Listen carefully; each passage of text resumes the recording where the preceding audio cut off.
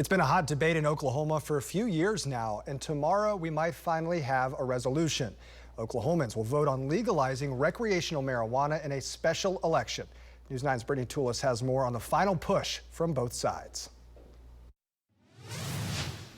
The group voting no says legalizing recreational weed just gives kids more access in the home. The group behind the push to legalize recreationally says the real issue is the arrest and prosecution of those kids' parents for petty marijuana crimes.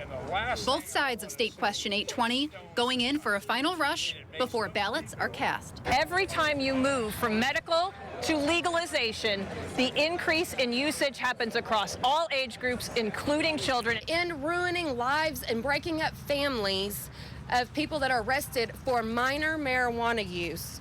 The group fighting against the state question had police, prosecutors, and educators all sharing why they say making pot legal for anyone over 21 will make kids more likely to try it.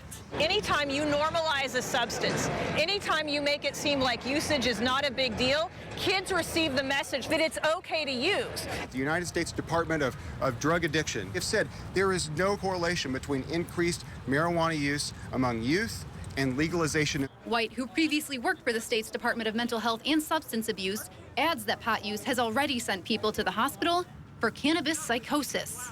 Every state that's moved from medical to legalization has seen a further increase.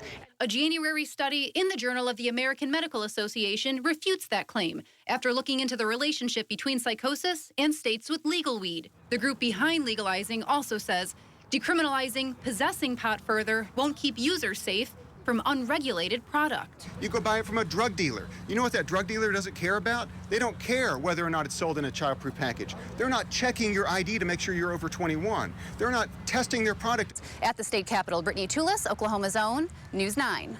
All right, Brittany, thanks. Thousands of Oklahomans have already made their voices heard ahead of Election Day. The state election board says as of this morning, 56,000 Oklahomans voted in that special election. 9,700 Republicans and 9,200 Democrats mailed in absentee ballots. Another 20,000 Republicans and 11,000 Democrats voted early. Keep in mind, polls will be open tomorrow from 7 to 7. As long as you're in line by 7 at night, you will be allowed to vote. You must have a photo ID or your voter registration card and place your ballot. You can also find your polling place in the State Board of Elections website. The polling results will be online once they're confirmed.